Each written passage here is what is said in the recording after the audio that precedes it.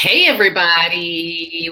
Hope you're joining us for this awesome live stream we're doing today. We're coming at you with an echo that only I can hear and chunks of my roof flying off in this crazy wind that's happening.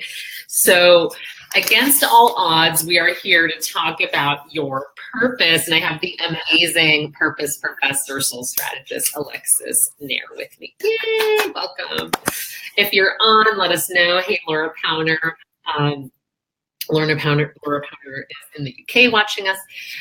Welcome, Alexis. Give us a quick intro about yourself, and then we'll dive into some purpose chats. Thank you. I'm so excited to be here. So purpose, massive topic, something I talk about. You may have seen it mentioned by any number of people, particularly people who are quite successful, talk about their experience with purpose, but that doesn't necessarily help us understand how it relates to us. So I'm a strategist by training. I used to work for the US government in strategic visioning. And when I left the government, I created a very specific framework to help us get in touch with our individual vision for our lives, which happens to be your soul's vision. Why are you here? What are you doing here? What makes your soul happy? And then how do we actually bring that into your day-to-day life so that what we do feels meaningful and feels like we're living a purposeful life? A little bit about me. I really need that today because I'm not sure what my purpose is today. And I think that's probably normal. A lot of people experience that. Roberta's on. Amazing Roberta, film director, and writer. She said, "Holy smokes, I can't believe I'm online at the same time we're live. I'll take this. It's definitely a sign." But there's times where we might know what we're doing and lose the direction, lose the passion for it, start to have existential angst about what we've chosen to do. So how does purpose come into play with that? Yeah, so my definition of purpose is a little bit different than you've probably seen anywhere else. And for me, what I view as purpose is kind of like an emotional spectrum, which means we have the essential light side of it that feels really good and feels like what I'm meant to do in the world, but we also have the essential pain side of it, which feels like our biggest insecurities, our biggest down in the dumps, why even bother to get out of bed, which you've seen me go through. And it's two sides of it. Yeah, because it's human, exactly. So if your purpose is more of an emotional spectrum, then I'll use me for example. So for me, it's on one end, it's embodying this enoughness, like so fully enough that we can express that out in the world, but more importantly, we feel it ourselves. But the flip side of that purpose coin is the essential pain, which is insecurity. It's not enough. It's, am I even worth it as a person? So it can get really, really deep. And when we have these days where we flip back and forth, a lot of that's because we're just on the essential pain side of the purpose, but we're still on purpose. I love that definition. That gives me a lot of hope and relaxation to realize that it's on a spectrum, that it's not like this mysterious thing that I'm supposed to discover somehow and then everything will come together perfectly. Right. Because there's our purpose and there's how we actualize our purpose. And most of us are looking for the answer of how we actualize our purpose. But you can actualize your purpose every single day. Like my purpose is around creating that feeling of enoughness. I can do that washing dishes just as well as I can working in the government or working with clients or writing books or, giving talks. So it's more about our internal awareness of how there's that emotional interplay between the pain and the light side that allows us to really explore our purpose than about how we express it.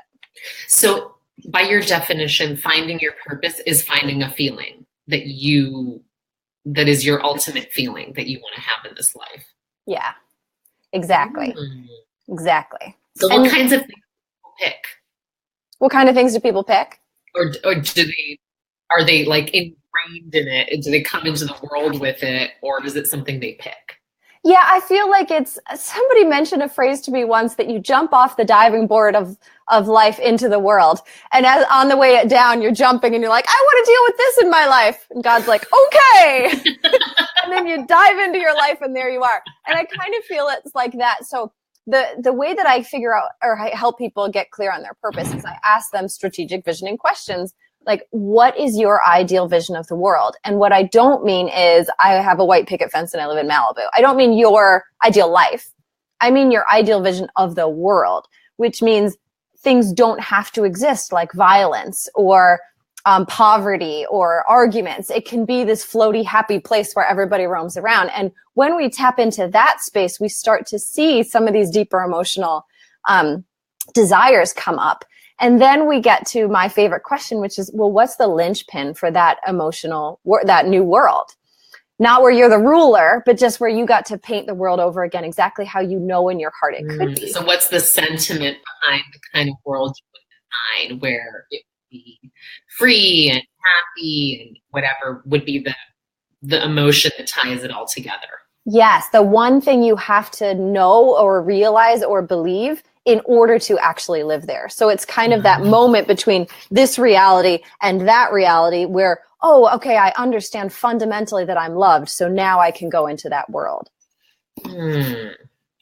Wow. There's lots of thoughts about that, like that are interesting and deep. That's not a surface question, you know, because it's very easy to rally against what you don't want, but it can be harder to figure out what you do want exactly.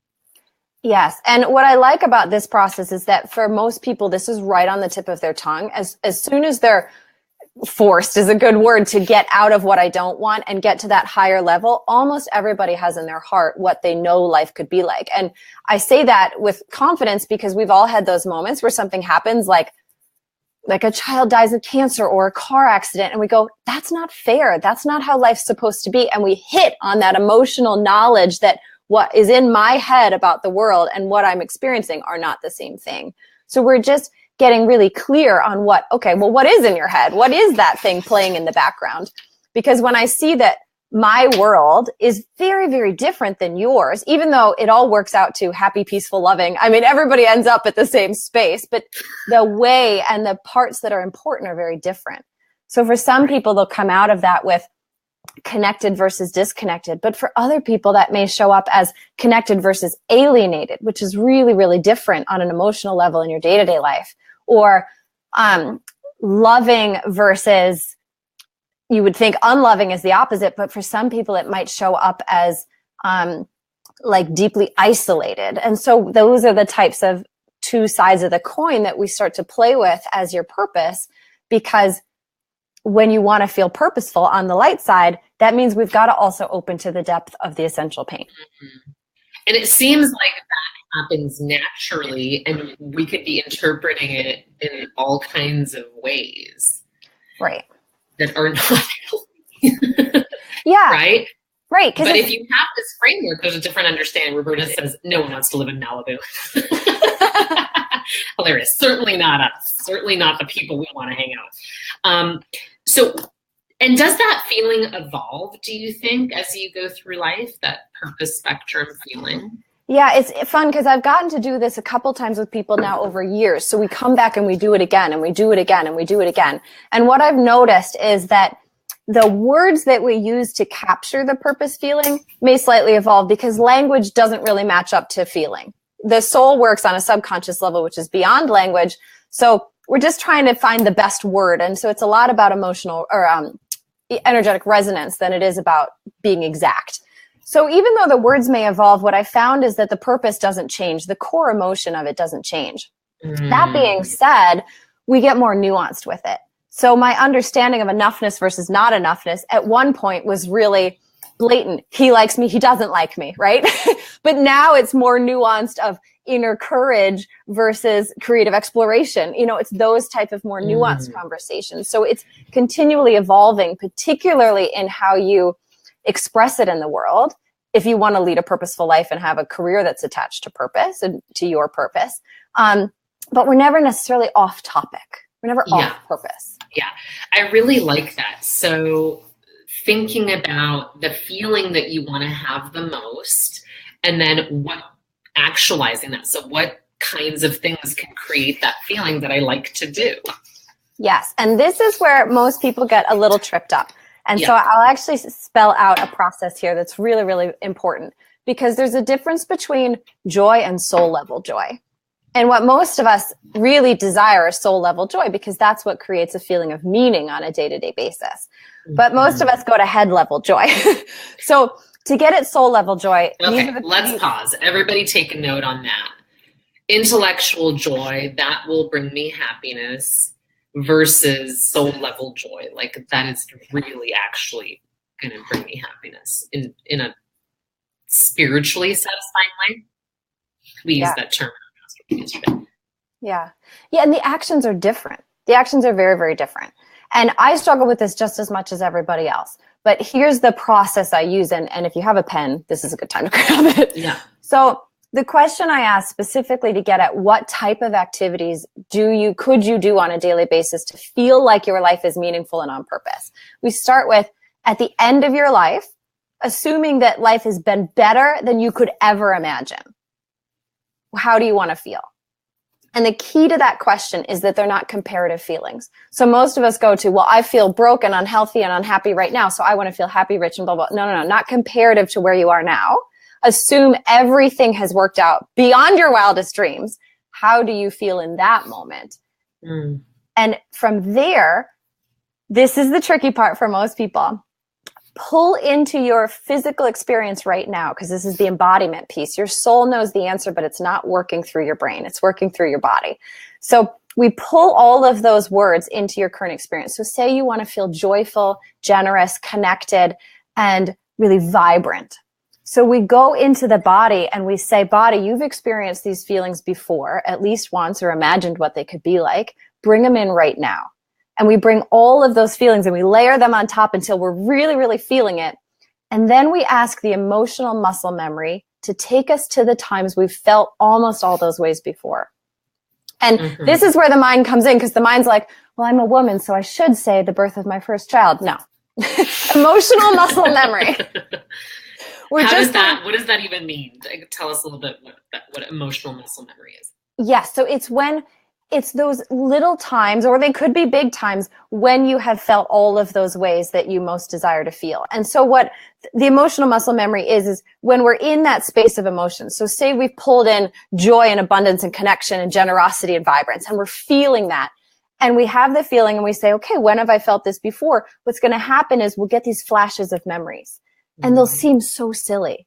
It'll be like that one time I was at the beach reading a book, or oh, I passed somebody in traffic and they waved to me. And so they seem really small. They seem insignificant. Or sometimes we judge them as selfish, because shouldn't they be about that time my child was born, or when I got married, or something like that. Or for some people, it was the time I was standing giving a talk and my whole team was right there in front of me and I was so proud of what we'd accomplished. But it's these little snippets there. And what I ask people to do is describe it like it was a photograph. Like, show me what your mind is seeing. Just take a snapshot of it and describe who was there, what was happening, what had just happened in your life, what were you thinking about? And what that gives us, so you need at least 3 of these, at least 3 memories. And the first one feels impossible, but once you've got one, the mind will keep giving you more. Yeah. And when you have 3, you can compare them. What are the common elements?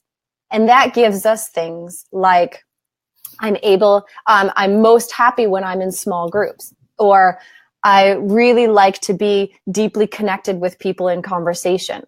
Or for other people, it's, well, there's people around and they're kind of supporting me, but really I'm just doing my thing. And so then when we go to, okay, how do we tweak your life now to feel really meaningful and purposeful? We tweak it based on those elements. Are you doing work that's completely alone when actually your deepest joy always had other people? Sorry, Roberta just said, I feel like I need to move into both your houses for the next year. You're welcome. You know there's room in my house, even though there's parts of my roof flying away as we speak. Unless she lives somewhere warm. Right, we're blessed to be with you. And she also said, look for energetic resonance rather than clear-cut match with the outer world. Absolutely love that. Okay, so we have end of your life review. How are you feeling if everything has gone perfectly the way that you wanted, or more than you imagined? Yeah. Identify the feelings that are in there, and then look for the evidence of emotional muscle memory. And it's in there somewhere. What if someone can't find it? Does that ever happen? Does that happen? The first memory for almost everyone is very hard to find because we're judging it. I've never actually had a client who hasn't judged their first memory that comes, because it seems so ridiculous. Because all of a sudden we're all these feelings you've always wanted to feel, and you're like, really? It was that time at Burger King? You know? judge it because it doesn't. Go to Burger King to discover your soul's purpose. Exactly.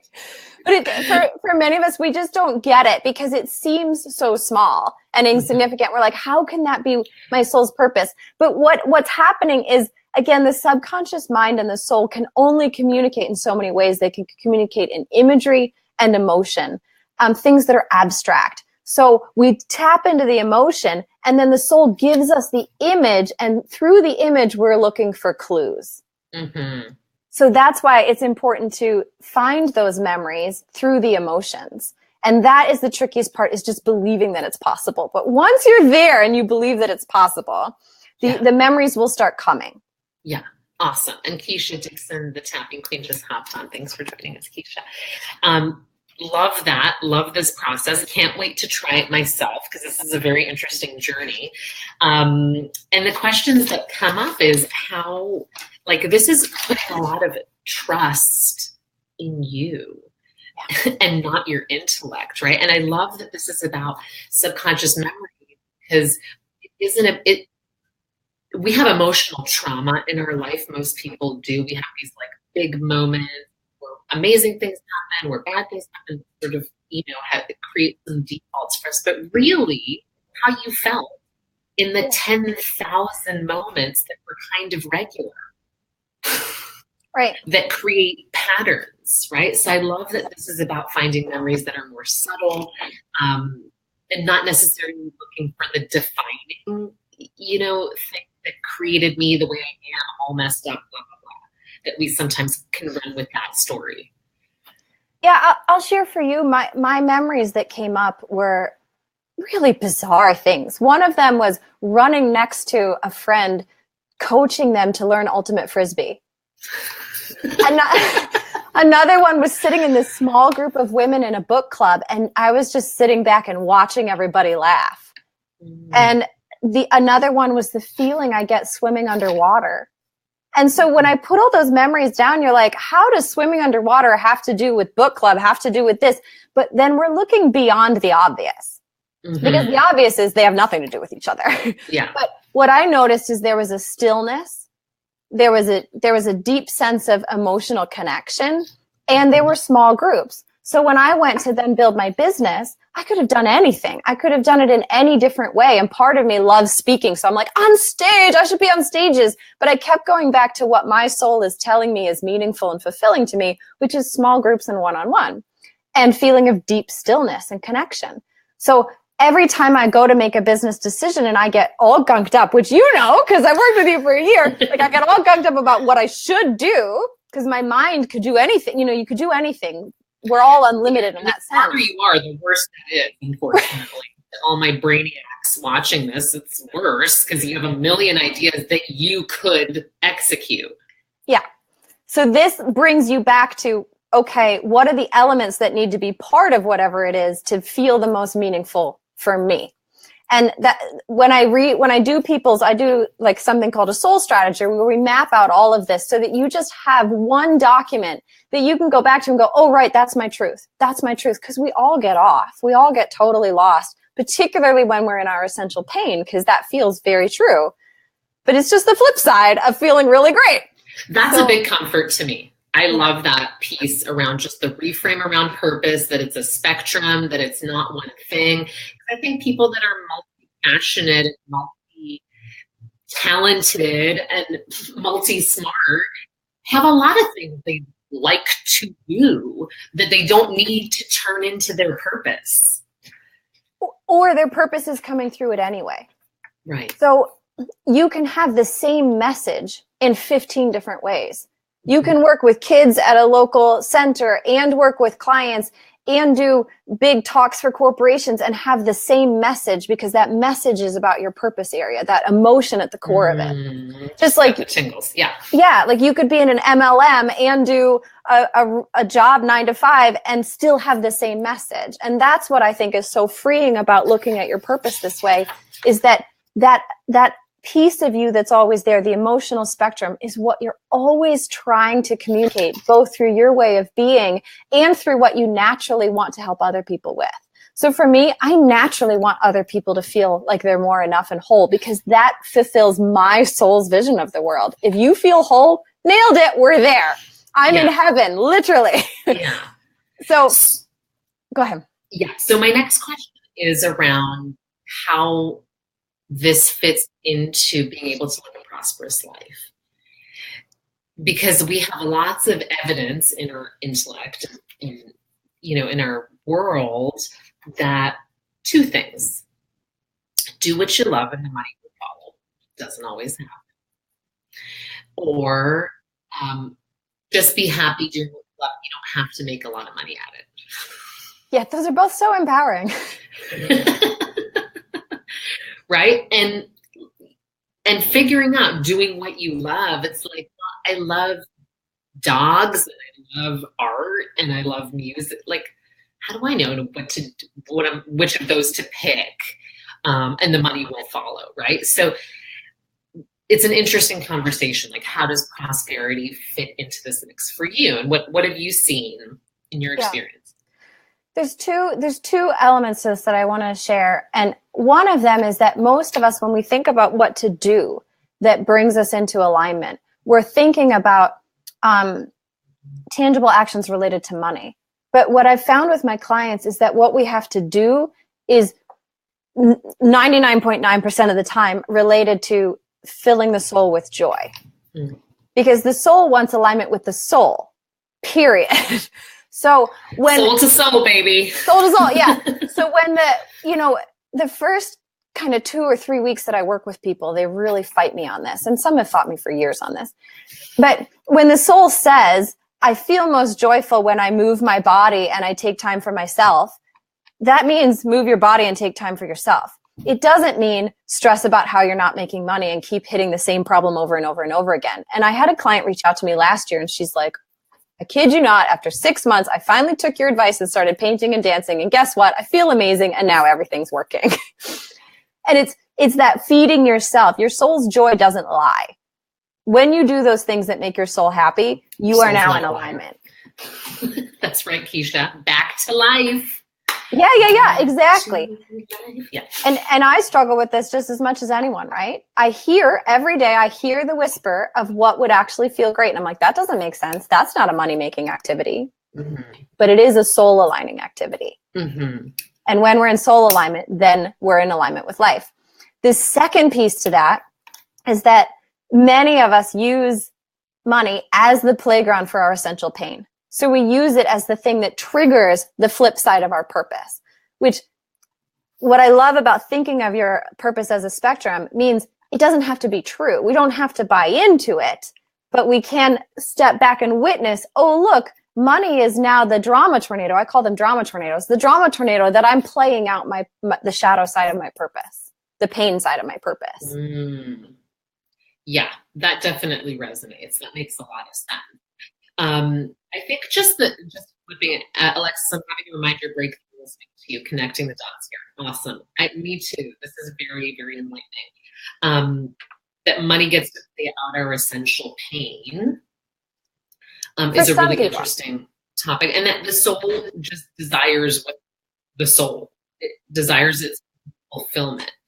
And those are or are not naturally inclined to make you prosperous. They should be. I mean, It would make sense.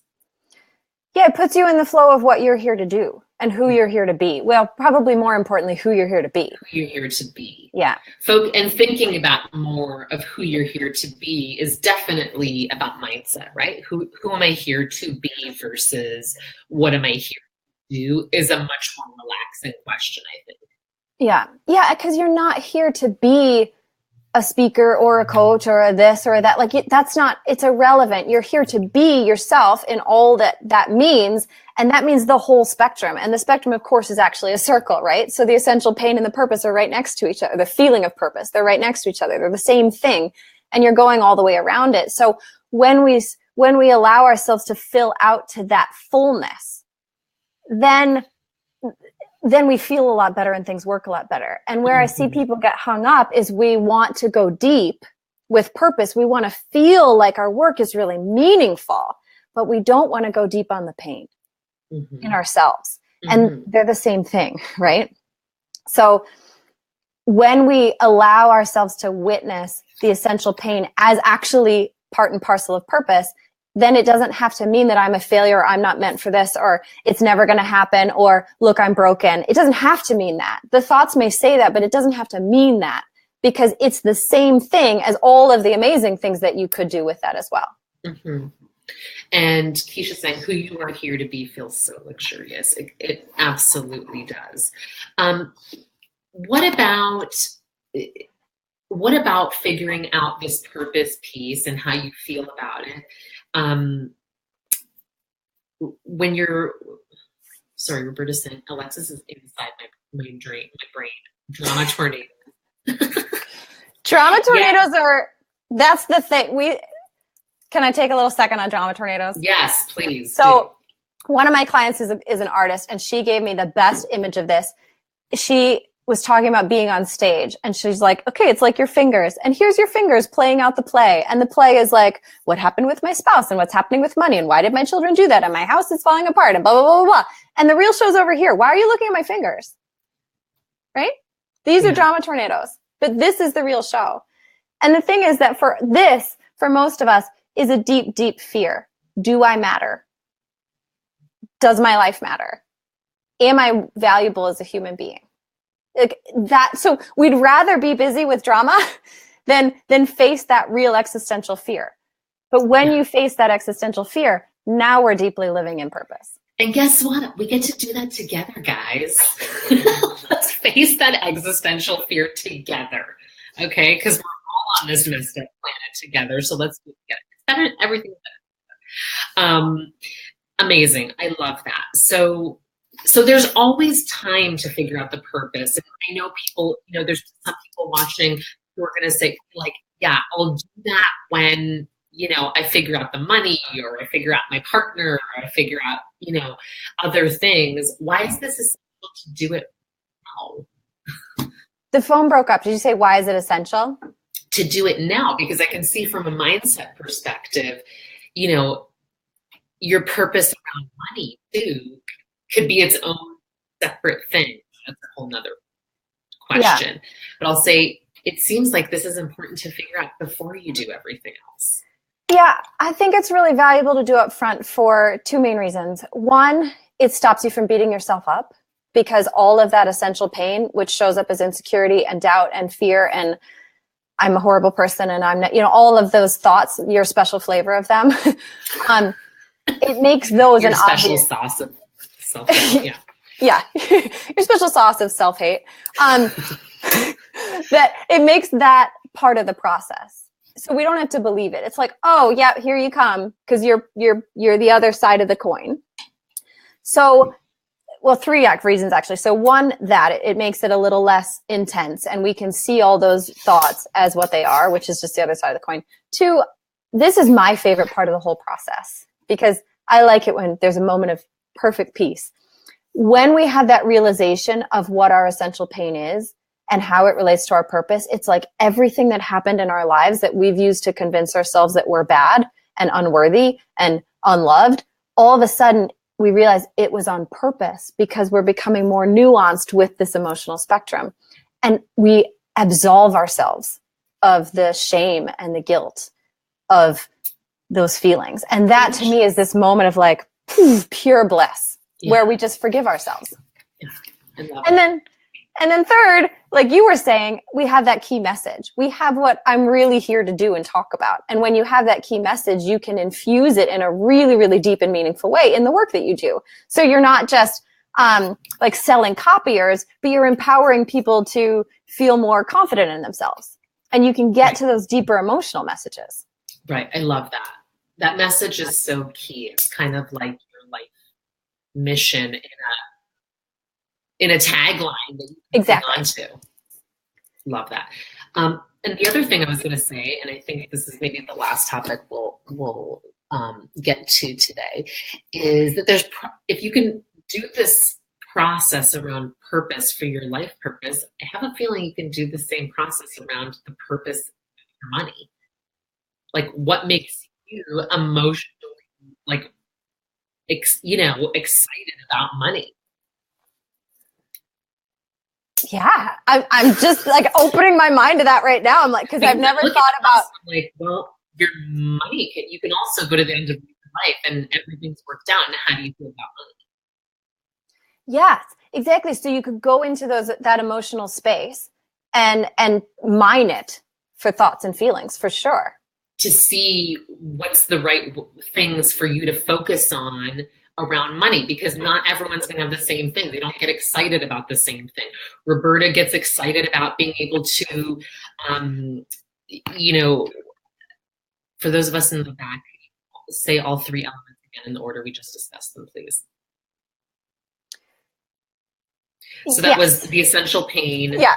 So we can, so we don't believe the stories that our mind starts to tell us. So all of a sudden, when you have something great happen and then you feel like you're down in the dumps even worse, and you're like, why am I always stuck in this cycle of going up and down? What it helps us see is that the down is actually just your purpose on the other side. So what's happening is you're getting more nuanced with the feeling. So it's not that you're going back to square one, like, oh, here I am feeling like poop again. We're not back at square one. What's happened is that pain has opened a new door to the next level of understanding of embodying your purpose. That was a lot of words, but hopefully you got what I mean by that. So you're continually going forward. So even though the pain's there again, it's just the next level, which opens you up to the next level of being the light side of your purpose as well. Because it's like a pendulum. You can only go as far on one side as you go on the other. The second thing is we get this massive moment of peace where we absolve ourselves from all of that stuff in our past that we use to think that we're bad or broken, because we realize it's all on purpose. It's all of it. Like every bead on your necklace still has the same central thread. And that means all the beads are on purpose. So we can let go of the pain of that first failed marriage, or the horrible thing that happened when you were a little kid. Like it was all bringing us to this nuanced understanding of the light side of your purpose. And the third thing, was valuable in business and valuable in your career, which is getting that central message of what you're really here to stand for. And then you can infuse that message any way you want in any action that you take in career or in your hobbies or in volunteering or anything. And I'm going to add to that, if you guys want to explore this around money, to go on an adventure and explore what feelings come up around money with emotional muscle memory. And explore the good experiences you had with money that are maybe subtle and nuanced and you've forgotten about, and do the same test and experiment. I think report back and let us know. Yeah. I think I'm going to do the same. Another fascinating thing to look at money would be when you go into your ideal vision of the world. Again, that's not your ideal life, but your soul's vision of the world. How does money play in? For some people, money doesn't show up at all. We're in a more exchange-based bartering system. And for other people, works for some people. Yeah. And for other people, money is still there. But the emotions attached to it are very, very different. So when you go to, what does my soul really think the world could be like? And what we have to do here is suspend reality. You have to suspend reality. So in my world, there's no war. In my ideal world, there's no war. Like obviously not existent, right? Yeah. And everybody feels like they're totally enough and loves themselves on every level. So suspend reality and map out, what does my ideal world really look like? And then the questions of money in there would be fascinating, because that's what your soul knows is true about money. That's a cool adventure. I'm going to take myself on that very soon. Let's report back. Everyone who's watching, try this. If you like this, if this is interesting to you, thought-provoking, please like, love, and share. That would be awesome. Alexis, tell us how people can continue to get your amazingness. Yeah, so I'm in a bit of a little identity crisis online right now because I'm married and my name right now here is Alexis Nair, but my business name is Alexis Pierce. So you can find either one of those, Pierce like you pierce an ear, and Nair like rhymes with fire. So, or the hair removal company, but it's not pronounced. Nair. So you can find me on either one and connect. I've got a lot of cool things going on right now, but this is the core of all of it. Because when you really get clear on your purpose, then we can do all sorts of fun things. Like you were saying, like show up as your future self and talk about how you got there and how you manage and handle money and feel about it as your future self. But your future self is tied to those feelings, right? The ideal feelings. So. And this is trusting your soul is the biggest thing I'm taking away from this. Because there are so many intellectual pursuits in being an artist, a business owner, like having to make money, all the things we all experience. And I think even parenting, I really like the idea of not just shifting it from the intellect into the heart and the soul and getting your answers from there is just a great thing to remember, because it's a new habit to be like, no, I don't want to make that decision from here. I want to make it from here. Roberta is asking, and let's finish off with this. Do either of you have a quick process that helps to move you from the pain to the joy faster, even if it's simply compartmentalizing one and moving forward in the other? There's a couple quick things. The one that works the best for me is actually just realizing that the pain is the joy at the same time. Mm-hmm. And so what I mean by that is using the power of the mind to go, this is just the same thing. It's just the same thing. It's just the shadow side. So then I don't have to believe what it's saying. So I'm like, oh, so all that horrible stuff I was crying about this morning just doesn't actually, it's not true necessarily. It's just the process. Okay, well then, if this was letting me feel something more, what would it be? So for me, the mind is really powerful in that. The other piece that would be really powerful is when you hone in on those key elements that make your soul happy, your soul's joy activity. So remember, we went ideal feelings, emotion, like bring all those feelings in, emotional muscle memory, which gave us memories. And then we looked across those memories to pull out the key elements. I use those key elements. So for mine, they always involve some type of silence or deep conversation. So that's where I go to really satisfy the soul to get back on the light side. I like that a lot. I think faster is not necessarily better, but I hear you. And I like what Alexis is saying about just framing that this is just the other side of the coin, that you love really hard, and so letting go is really hard, for example, right? It's two sides of the same coin. I like that idea. And I think the more space you create to feel it is just the faster it goes. And then, of course, let's not forget Keisha. You know how we do, Roberta, with our tapping. Yeah. Oh, yeah. That also helps us move faster. Talking to friends. That's it, guys. Thank you so much, Alexis. You are such a gift. It's such an honor to have you. Guys, connect with her online. She's incredible. So many gifts. And she's teaching me a breathing technique that you guys don't even know. And I'm going to learn it tomorrow, and you can hire her for that too. So thank you for joining us. This has been amazing. Let us know your thoughts and comments around your purpose and how these experiments work for you in the thread below. Bye, guys. Thank you so much.